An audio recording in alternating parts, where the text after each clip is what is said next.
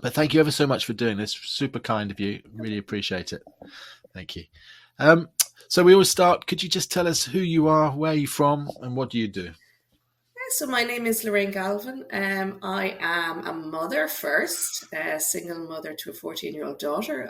My day job is a lecturer in a university here in computing, and I also am a parent volunteer with the RNLI in Wexford. Fantastic. And how long have you been doing that? 25 years Wow. since I was 17. Goodness me. Oh, that's very impressive. Um, and what did you want to do when you were a child? Had you always wanted to be a lifeboat volunteer? Well, I was really into swimming when I was younger, and I was really into lifeguarding. And I don't know, it's because I started watching Baywatch around when I was 9 or 10 that it got me into lifeguarding. But I do Uh-huh. know there's a recording of me when I was around 12 in school saying, I really want to be a lifeguard in LA. So, yeah, I blame Baywatch. Okay. Slightly different weather, I imagine. Running up and down the beaches of Wexford. Perhaps Yeah, not the same. No. not the same. We had the same red clothes. Yeah, a lot of the time we would have a lot of rain during the summer months. It would be sitting in a cold little hut, which they still do today. But it's good fun. It was good fun. Okay. So, how did you come to join? Could you tell us your story of how you joined when you were 17, or why did you join? Sure, yeah. So why I joined was there wasn't the RNLI wasn't actually in Wexford when I was 16. And when I was 16, I was in a rowing club, and we actually ended up in the tank or in the water one night. So we actually had quite a bad rowing incident when I was 16. No life jackets. It was March. We hadn't rowed out that direction before. We were actually training for it's in the Celtic Challenge. It's a rowing challenge from Arklow in Ireland across to Aberystwyth. Oh, And yeah, it was just far too rough. We capsized. So for about 2.5 hours, thought that was it. That was the end. There was no one coming to save us. We had no safety boat. There was no lifeboat in Wexford at the time. Completely just very, that was it. Life was over. The tide was coming in, luckily. Otherwise, we would have been swept out to Wales. So about 2.5 hours later, with hypothermia, we were picked out of the water by fishermen, brought to the hospital. So the gosh. following year, there was an advert in the paper to start up a lifeboat in Wexford. And I was like, yeah, got to do it. Yeah. Yeah. Goodness me. What a experience. Wow. How far is it to Aberystwyth? Oh, 85 miles back then. Oh my lord. 26 hours of rowing. It was quite funny because it was supposed to start, I think, at 12 o'clock. They pushed it back to 8 o'clock in the morning because there was quite a weather system coming in. But we did eventually get caught in the weather system. And I do remember kind of sitting in the boat rowing, and at one point you might have had a bit of water to row, and another point you had nothing, and like that, it just ended in tragedy as well. Like as in not bad tragedy, but tragedy Yeah. as in we just at one point had to like throw ourselves into the sister boat that was aside us. We ended up losing our safety boat that night because of the storm as well. So Goodness I had a me. few incidents like that with rowing. That was like, my goodness, this is. So I was happy to jump into the lifeboat when it did eventually come to Wexford the following year. Yeah. Yeah. Yeah. Did you ever get to get? Did you ever manage to row to Wales? Yeah, we did. 3 weeks after the rowing Oh, incident, okay. we got out a boat and rowed to Wales. So we did. We successfully completed that challenge. And I do remember at the time, and my mother, even though she has early dementia, she'll still remember, I was only 16, 17. I was only too delighted to get away, as any 16 and 17-year-old would at the time, away from the folks.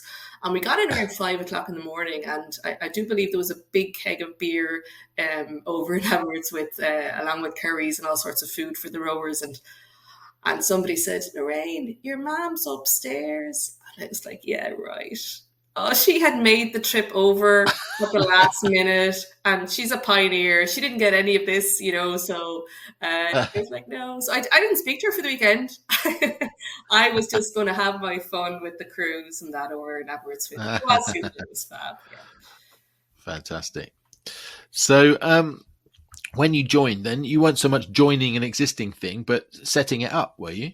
Sure, yeah. So it was a community-based inshore rescue service that was originally started in Wexford in 1998. Yeah, and I would have been one of the founding crew members on that inshore rescue boat.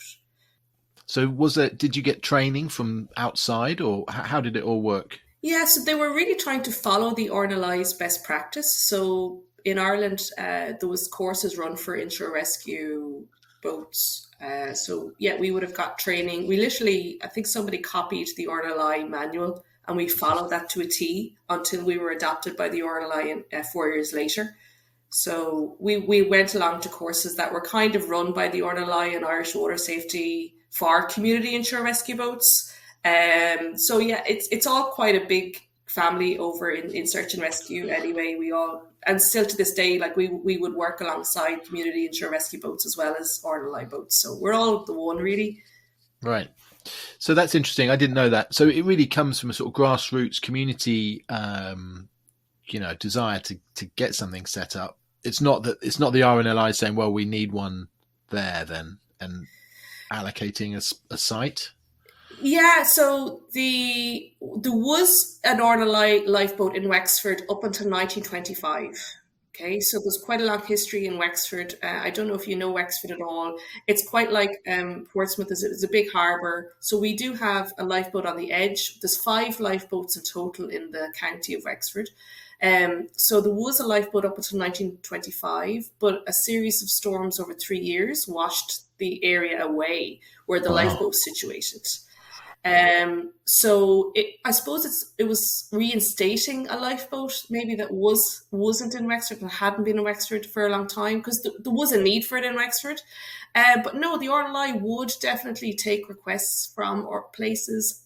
They do a coastal review every 3 to 5 years where they go around the coast and they see what's needed and how things are going. And with the advent of faster boats, I guess, in the last 50 years as well, maybe you might need as many lifeboats in an area because they're not the old rowing boats, so we can cover a wider area. So they're always quite, I suppose, dynamic in looking at, as a charity, where to best use the resources. So how far do you sort of have to go out from your area before you're into someone else's kind of territory? If we have where we're situated, we can turn left out of our station and go upriver about 12 nautical miles, and then we can go about 10 nautical miles out into Wexford Harbour and about 3 nautical miles offshore out to sea. And then we would we end up cover beaches, sandbanks, harbour, river, rural and urban. Then we have 2 bridges in Wexford as well. So we get a little bit of everything. Right. So who are your nearest neighbours? There are other stations 10 miles up. Rossler Harbour would be what's known as our flank station. So they would be our nearest station to us. And we would end up doing a lot of rescues with them. Now, they are big boat and we are little boat. So we are an inshore boat and they are the big, typical RNLI orange and blue boats that you see. They're the all-weather boats that can capsize and resurface themselves. So they can go 200 nautical miles. They can go pretty much out in all weathers, whereas we are an inshore boat. We have a capacity. We can only go out really in 4, 6, and it gets a little bit more dangerous then at that point for us. Okay, that's great. So I believe your title is Lifeboat Helm. Yes. I'm from Northamptonshire. You couldn't get a more landlubbery inland county in the UK. We're a slap in the centre. My nautical vocabulary is, terrible. So forgive me. Well, I can say anything right now. Yeah. Yeah. Yeah. Oh, that's the cook on board or something. You can tell me anything, I'll believe it. Oh, this is fantastic. Yeah. So our helm, it's the same as a coxswain on an all-weather boat. You've heard of the term coxswain maybe before. The cox of a lifeboat, the captain of a lifeboat, the helm. They're all pretty much the same thing. So we are the individual that are responsible for the safety of the crew, the boat, the decisions that have to be made. To helm means to drive a boat as well. So as helm, we typically are the people that drive the boat. There's 3 to 4 people in our boat. But it doesn't mean that necessarily we are the drivers of the boat. So our role really, so we started off as crew, and then you become a helm if you're selected to become a helm. So it's the role of the person that the responsibility falls on you, basically, from launch to recovery and everything in between. Is it usually the most senior person, the person who's been doing it the longest? I mean, if you're there, you have to come up through as crew before you can become helm. So it takes about a year and a half to be trained in as crew. And then I guess as crew, you want to be there at least 3 to 4 years to maybe get to know the area, and to know the crew and to know the vessel. So not everybody decides they want to become helm. Not everybody would like to be helm. Some people are quite happy being crew for all their service. But yeah, you typically have to go up through being a crew first before you can become a helm. Okay. As well as being called out, you do a certain amount of training. Sure, yeah. So we train, the lifeboat trains every Tuesday and Sunday, Tuesday evening and Sunday. Now, we don't go out every Tuesday and Sunday. So we have a rota of training. So we typically train twice a month. Okay, so you'll be on every second week training. There's also training then in station, around first aid and any kind of theoretical stuff you could do in station. And then we would do training with assets as well. So the Irish Coast Guard, the fire brigade, any of the emergency services as well, we would do training. So yeah, we do train a lot. But I think training keeps you grounded for when you do need to go out, and obviously keeps you ready. But also, it's really important to keep in tabs with the crew all the time and build that crew relationship is probably key to a successful team. Do you get people who come along and then go, don't hang around, or do people tend to be quite committed from the off? I think when people come to the station, they have a certain idea that they would want to do it. And yeah, I would say probably 60 to 70% of people that come stay. We definitely have people that come and they try for a period and then either to work or it's just not for them, in terms of the commitment or the incidents that we may come across. But 90% of the people that walk into the doors of an RNLI station to volunteer are not from a maritime background. So you, Martin, you can come along and we will take you on board. It's no problem. We take anybody. Everyone has something to give. So I would love to, but this was going to be connected to my next question. I could get seasick on a canal. I am. Does this ever happen? You get a very keen volunteer come along, and then they can't get their sea legs. It doesn't happen in our boat because we're on the water, right? I guess in the bigger lifeboats, definitely, yeah. So you've got a lot of this going along. I don't know if I'm making you seasick by swaying forward. Yes. That's enough. The all-weather boats, definitely, you're more like a cork in the sea. Our little boat, you can't control. You're nearly on the water with it, so you wouldn't get seasick really in our boat. But who knows? It's always the first. Okay, I'll take your word for it. So could you tell us a bit about your rota and your being on call and stuff? How does that work? Yes, we carry pagers, old fashioned, but it still works. We're on call 24/7. We have an app that would say our unavailability. So if I know I'm going away, I just make myself unavailable for it. It is a voluntary service. So as helms, if there's the 6 of us, we just make sure that I'm not going to say I'm unavailable if everyone else is unavailable on the app. But we are on call 24/7. You do get crew that live in town or work in town and live somewhere else. So we typically have kind of daytime crews and nighttime crews, but we're all on call 24/7. So everybody turns up in our station. It may be done differently in other stations, but in our station, you can turn up if you can. Okay. Could you tell us about the first time you set out in response to an emergency call? Do you remember it? Oh, wow. I think 17, 18 years. Sorry. Years. Do I remember? do remember one of the first shouts that we had was it was in October, and this probably is one of your other questions, the most scary one, but definitely in that Okay. year it was.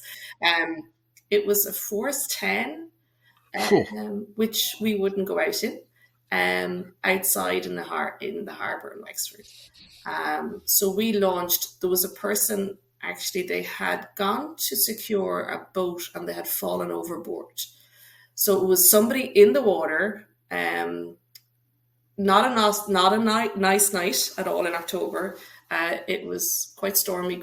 There was a lot of rain, driving rain.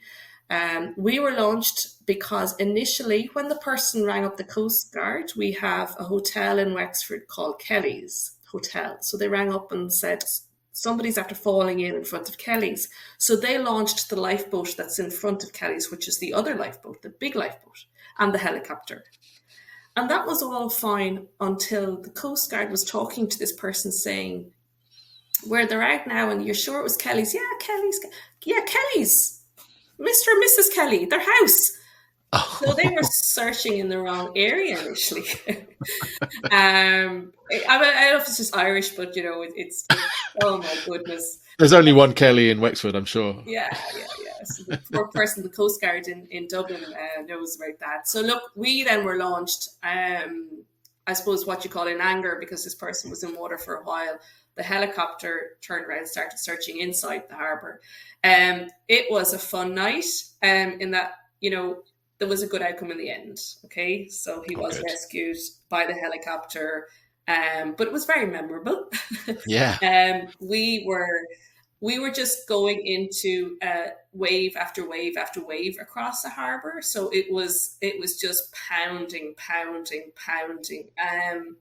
It was very memorable. Very scary, because when you know somebody is in the water, that's what's scary about it. Yeah. And getting to them in time. So yeah, that was one of the first ones that I definitely remember. That age. The night of Kelly's Hotel. Yeah. What other ones can you tell us about? Any other standout memories? Standout memories. Oh, we did rescue a dolphin this weekend, and that was really sweet and cute. And so we got a call, and I was first down to the station. And at the time, the Irish Air Corps had Dauphin helicopters. So when the call came in, I answered it, and they said, there's a dolphin in trouble. And I thought he said a Dauphin. I said, God, a helicopter, wow. A dolphin, because we don't get dolphins really in Wexford. But we actually had done training the previous year in how to rescue like whales and mammals. So actually had done a little bit of training in it, but when we got there, the police had one of their road signs holding it, but they couldn't do it anymore. It was too, they were in the water. So we took over holding this dolphin. So when dolphins get sick, now if there's any dolphin experts out there, I couldn't completely make, but when dolphins get sick, they drown because they're air holes. So this dolphin, we had to hold it for about 45 minutes. Wow. We did lose the little police sign in the water. We didn't get fined, thankfully. But we did lose it. We dropped it at one point because he was wiggling a bit. So we ended up having to hold this big dolphin. And his little friend was swimming around as well. Oh. So it was really sweet. And every so often we would drop him a little bit to see could he swim again, and he couldn't. So he was drowning. He would go down. So we had to wait, and eventually he did. Eventually he started to get strong and calm down. Eventually he, and then kind of off he went, out of our arms and swam off with his mate. That was really, really fun. It was really, really nice. But what I thought was fun about that was the same weekend we had a rescue of like a family of 5 in a boat in the same area. The press were like, no, tell us about the dolphin. So in the RNLI, we do rescue animals. We'll absolutely go out and rescue all sorts of animals. And one of the big reasons is if a dog gets into difficulty or if the dog is in the water, the owner often goes in after the dog and ends up getting into difficulty themselves. So you'll often see lifeboats going out with dogs falling off a cliff that have fallen off a cliff or random. Just look up lifeboat rescues with animals, and Yeah, lovely, yeah, isn't yeah. it? It's the same with sort of frozen ponds and things, isn't it? There's usually the person goes in after the dog, and then the Yes. dog gets out fine, and the person can't. Yeah, absolutely. Yeah, yeah. Oh wow. Well, that's pretty amazing to wake up in the morning and go, "Oh yeah, I remember I rescued a dolphin yesterday." What an extraordinary thing!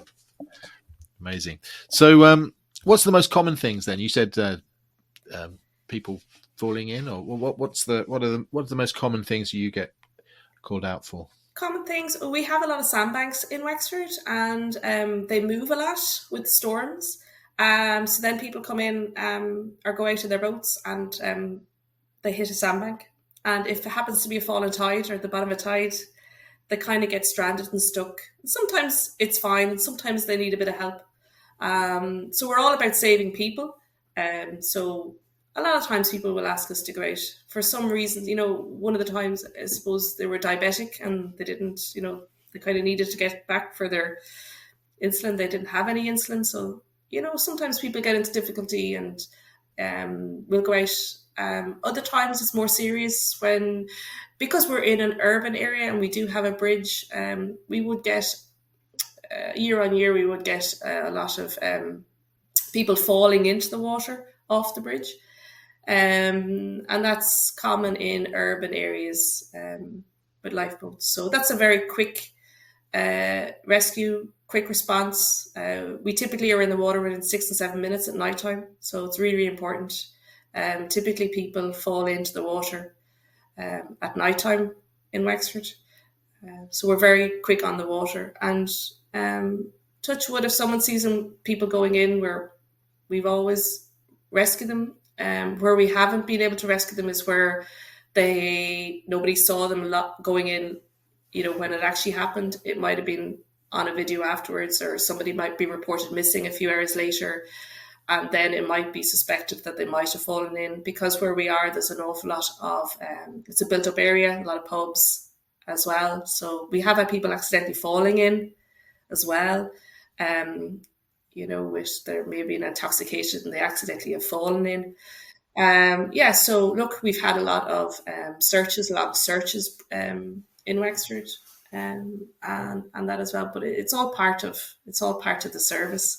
But yeah, we've had kids, missing kids in the water, not in the water, on the beach nearby. We've a beautiful beach around the corner in Wexford called Curracloe, where Saving Private Ryan was filmed. Oh, Beautiful, beautiful white beach.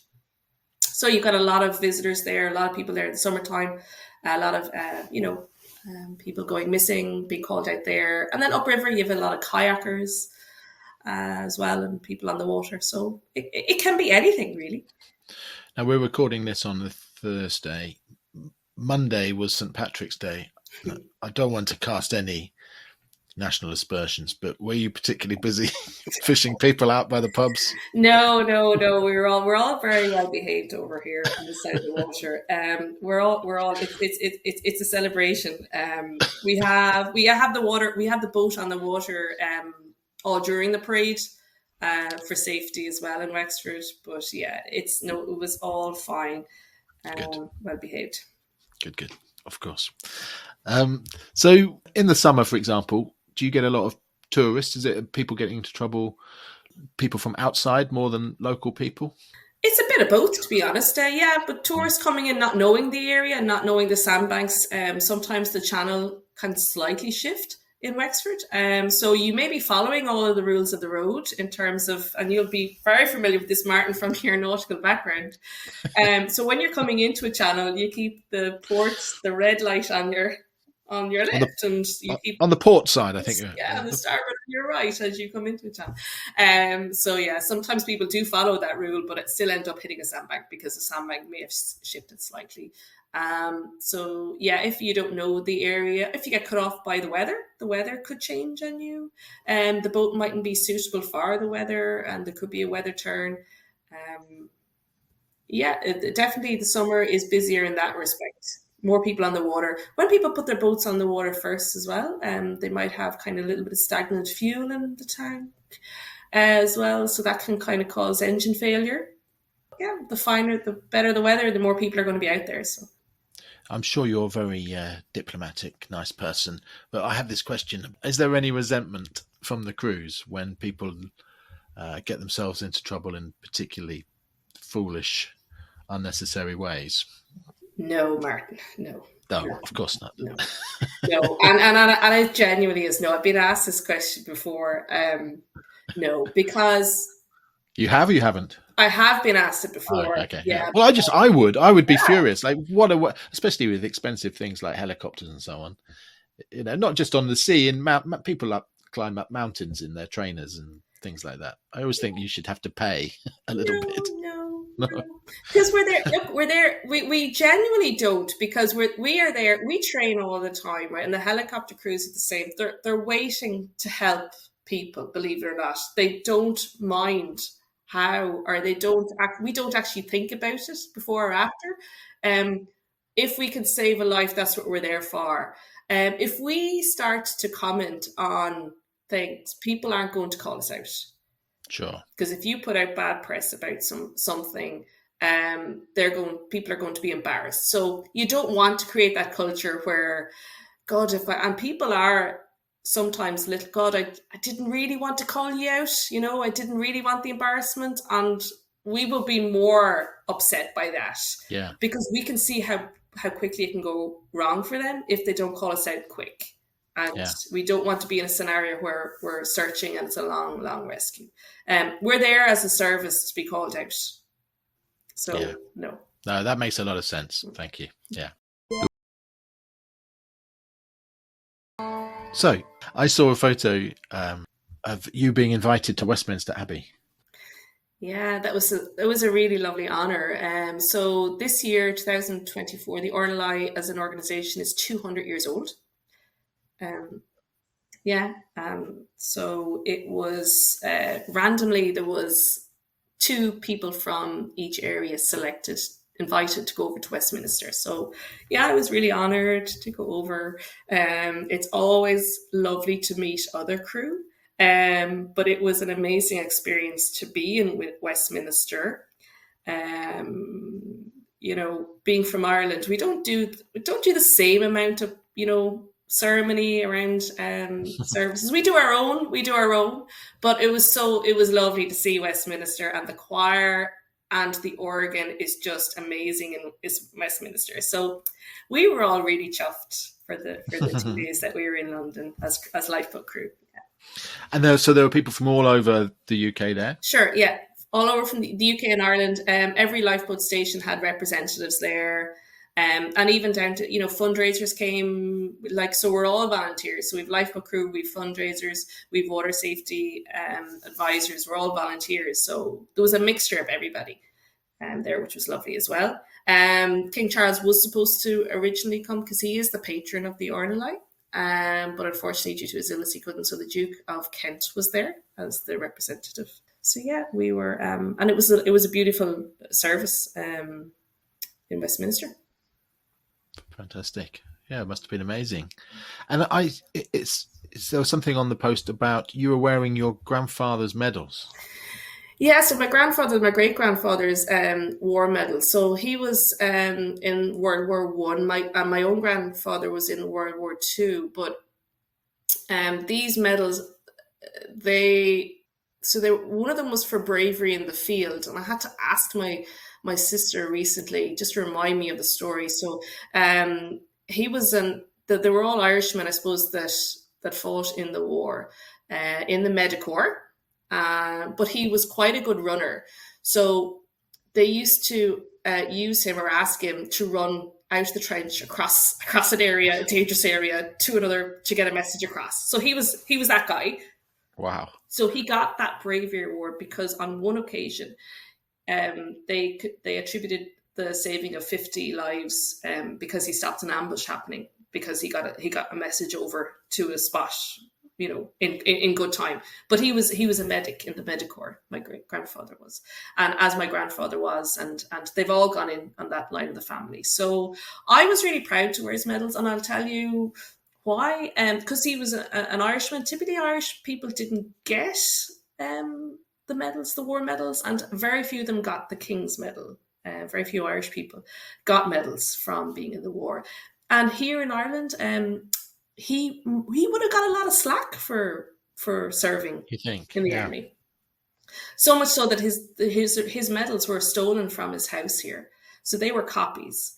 And Oh he no. unfortunately died when he was 56. So I knew all that story behind it. And people wouldn't have been kind. Some people wouldn't have been kind in the area to an Irish person. Okay. And that was quite common. Wouldn't be kind at all to them. And they all served since. And now they're in the medical corps over here, and the army over here, and the ambulance service and stuff. The same line of family. So it was really honor. I loved it. I loved wearing his medals. I just said, you know what, this is, they were never shown before. They were never worn before. He didn't get a Yeah. chance to wear them, and so I did. So I was very That's honored. lovely. Yeah. It almost seems like there's sort of a family tradition of helping others, isn't it? It wasn't like they were doing the fighting, but they were helping the wounded and so on. Yeah, So, yeah, and I didn't realize that until my sister reminded me that he was. I didn't realize what part of the army he was in, and yeah, it was really interesting, and yeah, of where he ended up. So my mum as well was a nurse, and my dad is a police in the police here. So, but none of them had wow. gone into the lifeboat service. So, I know. So that's amazing. So you've got pretty much every branch of the emergency service covered in your family. Yeah, my cousin is a fireman. No way. Yes. That's extraordinary. Oh, good on you. Well done. Oh, I took it to me. Sorry, I completely misunderstood. I thought the medals were lifeboat medals, and that it was some sort of family tradition of. Yeah, so you can wear state medals to these services. I was told that, so that's why I rooted them out. So I can wear. Didn't my grandfather, great grandfather have medals? Isn't there a thing with medals? So you wear your relatives' medals. They have to be a direct lineage down. On your right, and you wear your medals then on the left. Oh, I see. So what you've earned goes on the left, and what the family earns. I see. I didn't know that. Oh, that's great. How that's even lovelier then. Oh, amazing. So when you said you met other crews, were they any notable differences between where they were from, or is everyone kind of?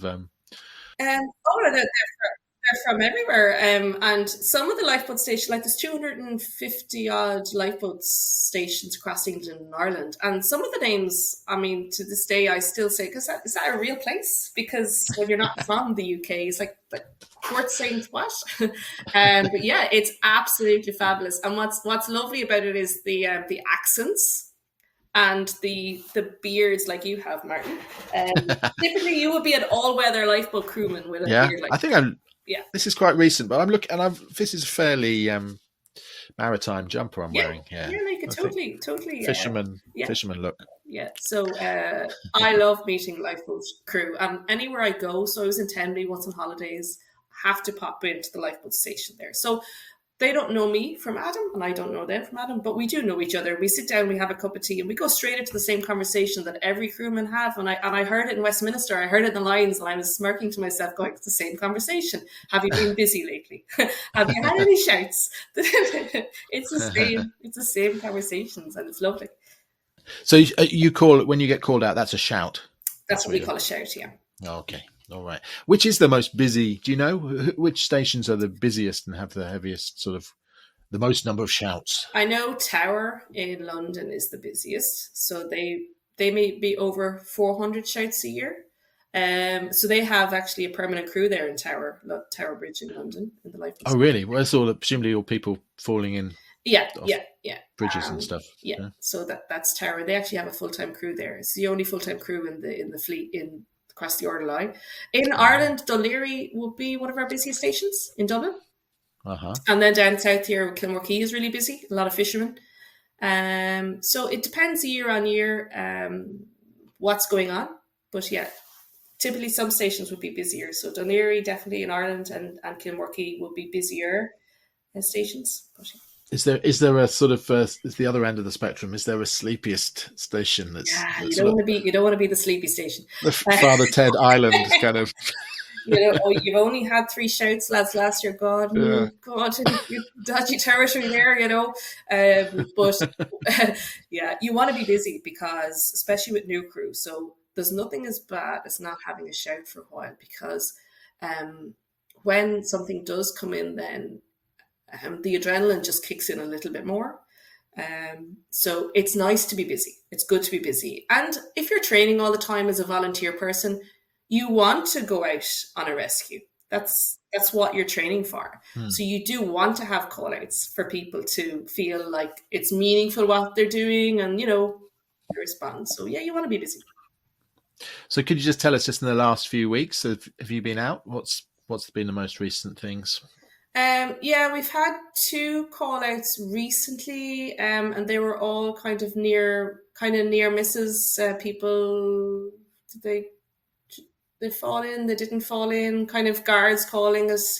So there wouldn't be a whole lot of boating activity on the water yet. So they would have been our last 2 shouts would have been kind of 11 o'clock to 2 o'clock in the morning type times. So how do you feel when that alarm goes off? You happy and excited, or do you sometimes, oh no?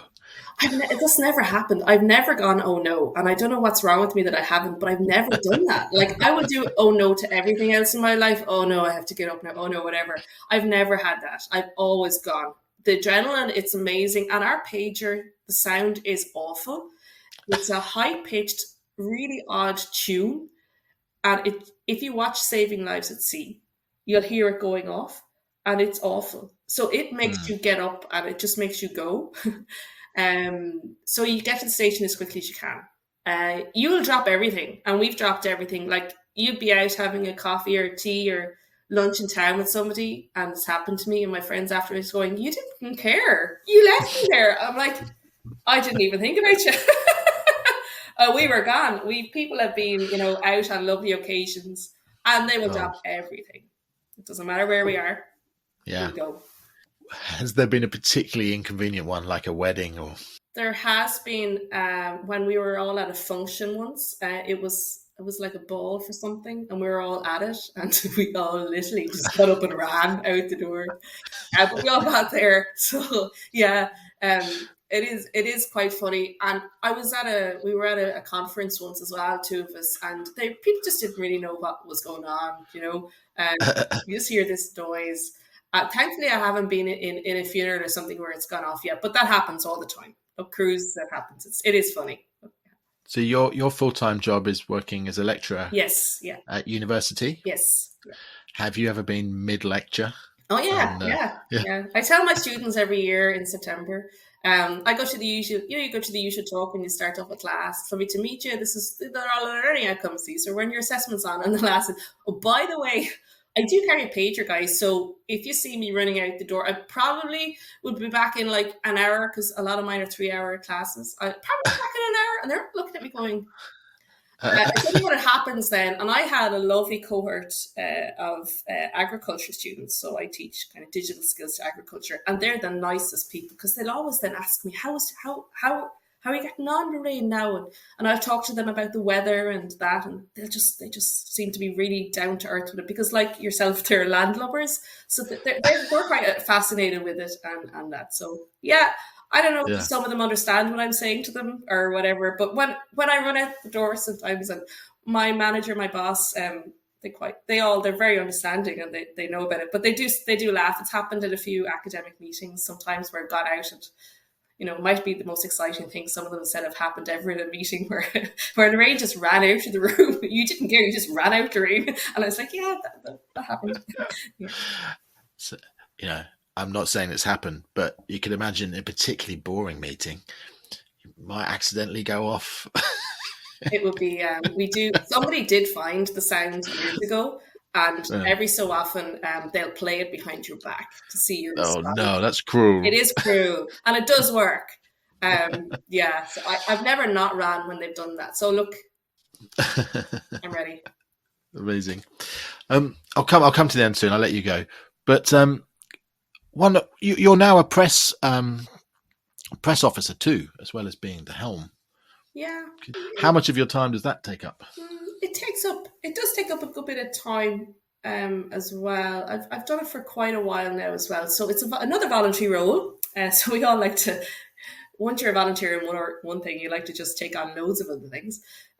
It does, because anytime where there's a rescue or a shout, so that's my responsibility then. And we do carry a camera on one of the helmets called a helmet cam, trying to get crews to bring it out, even though I'm one of them, is hard, and to turn it on. So yeah, you always want to do a press release after it, especially if it's a fairly serious incident, or even not a serious incident. And with social media now as well, it's really important. So now we're working on trying to get a lot of safety messages out. Like Patrick's Weekend, we put out a safety message with the Coast Guard and the RLI. So as a press officer, then I would put that out through my social media channels as well. So we're trying to get water safety messages out a lot through the RLI. We're trying to prevent drownings. The RLI has goals to prevent drownings by 50% by 2030. Trying to get out key messages all the time and let people know, I suppose, good advice. Was interesting in the parade of the day, the marshal, I suppose, or the commentator said, "Oh, the RNLI, I never go near the water. I'm never going to need you, and I'm going to send him something," because 50% of people that end up in the water never intended going there in the first place. Right. If people fall in on a coastal walk, they accidentally fall in. They didn't. So it's those type of messages that we're trying to get out to people, through our social media channels. So yeah, that's quite a busy role as well that I have, and it takes the weight off other crew to answer press. So you don't want a reporter ringing up a crew member, and then it's in the papers saying X, Y, and Z, and that. So it's good that there's somebody that takes the fall and takes the questions. That's a talk to annoying landlubbers like me. I'm so ignorant, but I had no idea that the RNLI was also Ireland. Yeah. And it's quite extraordinary to have that R, isn't it? I mean, going back to what you were saying about your grandparents getting stick for being in the military. Yeah. So is it something sometimes people are a bit funny about, or people do ask through our social media sometimes, how come, and should you not? And it was the only organisation, I believe, that De Valera, when the Irish state was formed, asked to stay in Ireland. So the RLI was always in Ireland, had been always in Ireland. I think I'm going to get this right in Ireland. What the two oldest stations are Arklow and I want to say Crosshaven. Again, I could be in trouble here. But a year after the RNLI was established in England, in Ireland, stations started. So we've always been part of the RNLI. So it really, it's the organisation, and we're all proud. And it doesn't matter. There's lifeboats all around the country, so it really doesn't. It's lovely in that it really doesn't matter. It's our. It is a lovely thing, like the rugby team. It's like, oh well, it's that simple then. Is there a sort of a point where people? How can I put this? Is there a? Yeah, you know what I'm trying to say. I passed it, Martin. It used to be 40 years of age. I didn't want to say it to someone as young as yourself without it sounding rude. I'm now 40. I'll be 44 in June, believe it or not. And I think we're always a certain age. Like, I'm always 36. I'm 36 or younger. I'm not the age I am. Like, this doesn't make sense. It used to be 40, believe it or not, for our lifeboat. Wow. And now it's 55 with medicals after 50. So because our boat is quite hard on the back, and it is your lower back, gives out a lot with it. So 55 is the age. Okay. Thank you ever so much, Lorraine. It's absolutely lovely talking to you, and you've been very kind with your time. I know a little bit more now. I feel a little bit less landlubbery. That's your goal in 10 years' time. Where do you see yourself in 10 years' time? I'm going to move to the coast and get involved with the RNLI. Yeah.